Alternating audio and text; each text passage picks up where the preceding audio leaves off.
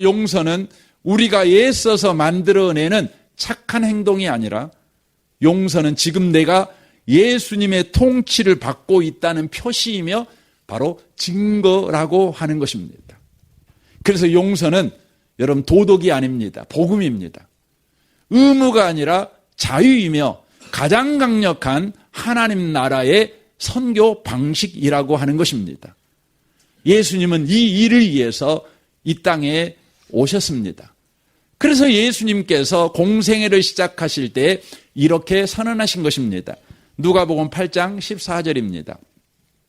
주의 성령이 내게 임하셨으니 이는 가난한 자에게 복음을 전하게 하려 하시려고 내게 기름을 부으시고 나를 보내사 포로된 자에게 자유를 눈먼 자에게 다시 보게 함을 전파하며 눌린 자를 자유롭게 하고 주의 은혜의 해를 전파하게 하려 하심이라 하셨더라라고 말씀합니다. 예수님은 가난한 자에게 복음을 전하기 위해서 오셨답니다. 여기에 가난한 자들이 누굽니까? 포로된 자, 눈먼 자, 눌린 자들이 바로 가난한 자인 것을 알 수가 있습니다.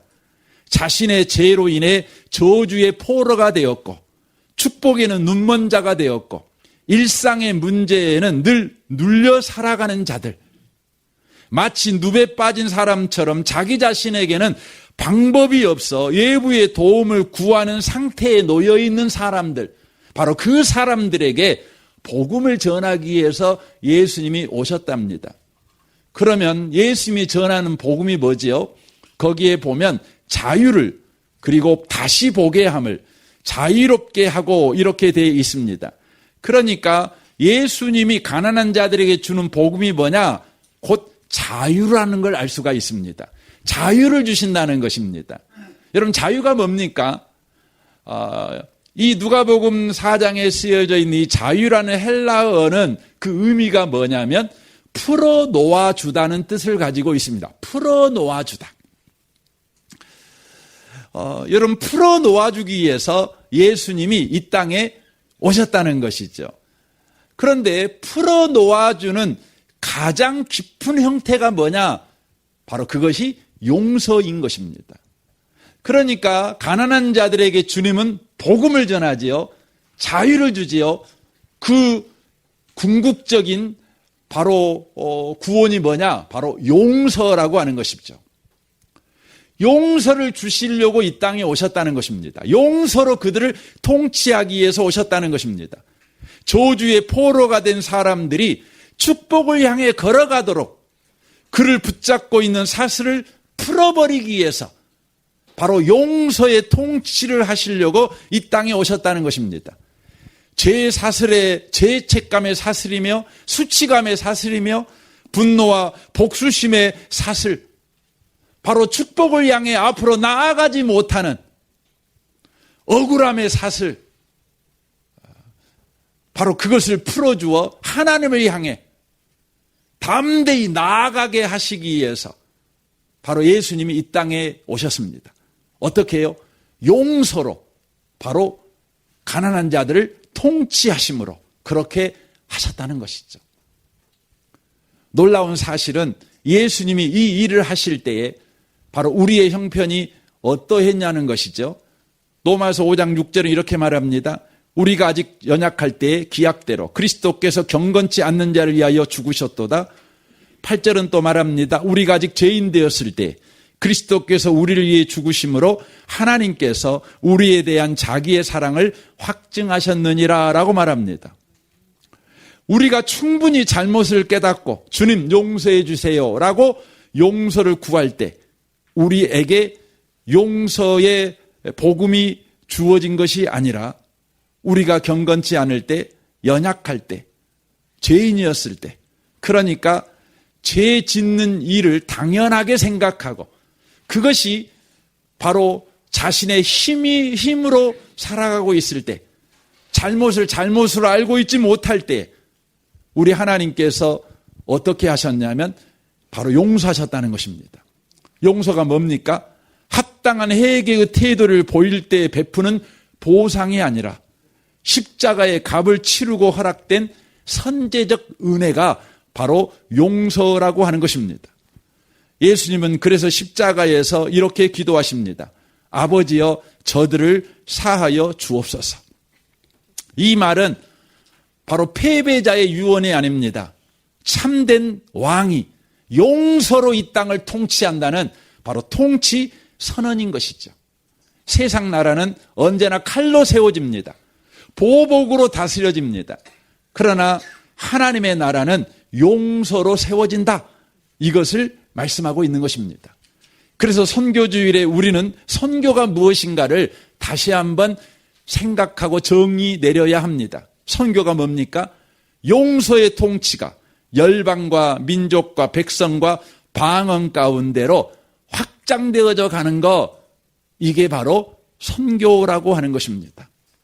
그래서 우리는 선교를 하기 위해서 때때로 먼 나라도 가야 되지만 우리는 여기에서부터 선교가 가능합니다. 선교의 근본적인 시작점은 바로 이것입니다. 바로 예수님의 용서의 통치를 내 삶에 받아들이는 것이죠. 예수님이 나를 용서하셨습니다. 나는 용서받은 자입니다.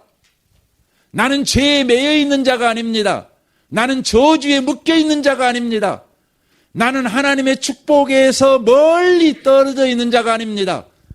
나는 하나님을 향하여서 자유롭게 나아가는 자유인입니다. 나는 하나님을 아버지라고 부르는 자유인입니다. 하나님 내게 복 주세요. 이렇게 요구할 수 있는 나는 자유인입니다. 이것을 받아들이라는 것입니다. 그때 우리는 매일 만나는 이웃에게 용서를 흘려보내는 삶을 살아갈 수 있게 된다는 것입니다. 그러므로 용서는 신앙의 옵션이 아닙니다. 하나님 나라가 이미 내 안에 임했다는 표시이며 그 나라가 내 이웃에게 흘러가는 바로 통로라고 하는 것입니다. 그러므로 용서는 여러분 복음이고 하나님 나라이고 가장 위대한 바로 선교라고 하는 것입니다. 그러나 예수를 믿어 내 죄가 용서함 받았다 이렇게 고백하는 저와 여러분의 현실은 어떠합니까? 우리는 은혜를 받은 자지만 은혜를 받은 자답게 살아가고 있지는 못합니다. 도리어 이웃을 용서하기보다 정죄합니다. 말로는 안 하지만 마음속에 이웃을 감옥에 가둬놔 버렸습니다. 이미 그 사람을 향해서 X자를 그어놔 버렸죠. 예수님은 마태복음 18장에서 우리의 이 모습을 이야기하십니다. 거기에 1만 달란트 탕감받은 종이 나옵니다. 1만 달란트는 오늘날 계산으로 하면 수조가 되는 엄청나게 큰 돈입니다. 상상할 수도 없는 용서를 바로 그 종은 받았습니다. 그러나 그 종이 일상으로 돌아가자마자 자기에게 손해를 끼친 사람을 붙잡고 율법을 들이대면서 말합니다. 갚아라. 갚기 전까지는 너 감옥에서 못 나와 하고 감옥에 가두어 버립니다. 예수님은 그 종을 이렇게 부릅니다. 악한 종아 이렇게 부릅니다. 여러분 악하다는 말이 어떤 의미죠? 나쁜 놈이라는 의미입니까? 나쁜 짓 했다 이런 의미입니까? 아닙니다. 성경에서 악하다는 의미는 어떤 의미냐면 바로 은혜를 받았지만 삶의 방식이 여전히 율법 체제인 사람, 이 사람을 가르쳐서 악하다고 말하는 겁니다. 은혜는 받았어요. 그러나 삶의 방식은 여전히 율법 체제인 사람을 가르쳐 성경은 악한 종 이렇게 말하는 것입니다. 다시 말하면 용서를 받았지만 그 용서가 자기 자신의 정체성이 되지 못하고 예수의 용서가 삶의 통치 원리가 되지 못한 자, 이 사람이 바로 악한 자라는 것입니다. 하나님 앞에서는 늘 은혜를 구하지만 사람 앞에서는 늘 율법을 쓰는 사람, 이 사람이 악한 사람이라는 것이죠. 예수님은 이런 사람을 가르쳐 뭐라고 그럽니까? 라오디게아 교회를 향해서 말하죠. 내가 토해버리고 싶다. 그렇죠. 예수님이 생각하는 가장 나쁜 놈은 여러분 나쁜 짓을 한 죄인일까요? 그렇지 않습니다. 은혜를 말하면서도 여전히 남을 대하는 방식이 율법과 계산인 사람인 것이죠. 이런 사람은 반드시 무너집니다. 저와 여러분은 이제 받은 은혜만큼 내 이웃을 은혜로 대하는 사람이 돼야 된다는 것이죠.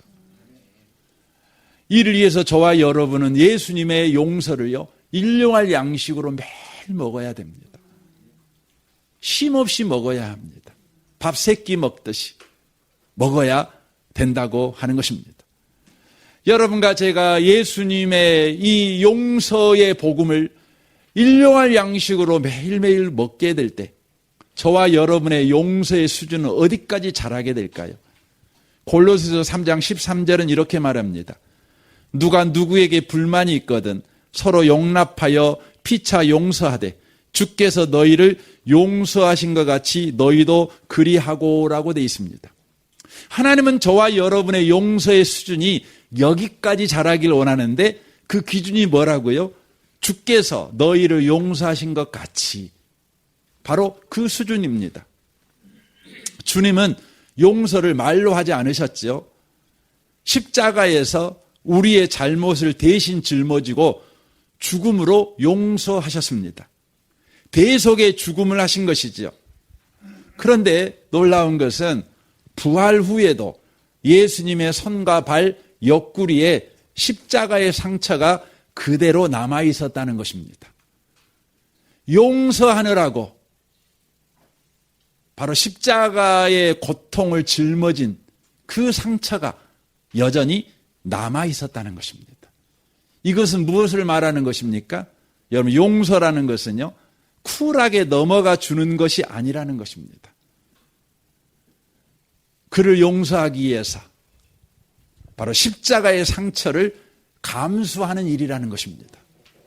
상대를 넉넉하게 그냥 봐주는 것이 아니라 상대가 준 그 고통을 내가 떠안는 일이 바로 용서라고 하는 것입니다. 그러니까 용서는 자기 자신을 십자가에 못 박는 고통스러운 길이며 위험한 길이라는 것입니다. 용서하면 순간으로 끝나버리는 사건이 용서가 아닙니다. 그가 준 바로 상처의 기억을 평생 안고 살아가는 것. 그럼에도 불구하고 여러분 용서를 하는 것. 그게 용서라는 것입니다. 여기에는 분명한 소원이 있지요. 어떤 소원입니까? 그가 준 상처의 기억에 내가 노예가 되지 않겠다는 것입니다. 나는 그를 용서한다. 그가 준 상처를 내가 떠안지만 그가 준 상처의 노예는 안 된다. 그게 뭐라고요? 그게 용서라는 것입니다. 우리 주님은 저와 여러분이 그런 용서까지 잘하기를 원합니다. 정말 우리가 그런 용서를 할 수 있을까요? 할 수 있습니다. 왜요? 예수님의 용서의 복음은 강력합니다. 저와 여러분이 예수님의 용서의 복음을 매일 먹으면, 일용할 양식으로 먹으면 우리는 마침내 예수께서 우리를 용서하신 것처럼 내 이웃도 용서하는 사람이 될 것입니다. 그리하여 눈에는 눈, 이에는 이라는 보복과 복수의 세상에서 하나님의 나라를 세우는 바로 성도의 삶을 우리가 살아내게 될 거라는 것입니다. 주님은 오늘도 저와 여러분을 통해 복수와 보복의 세상 속에 하나님의 나라를 세워가기를 원하십니다. 왜냐하면 그 나라만 바로 영원하기 때문에 그렇습니다.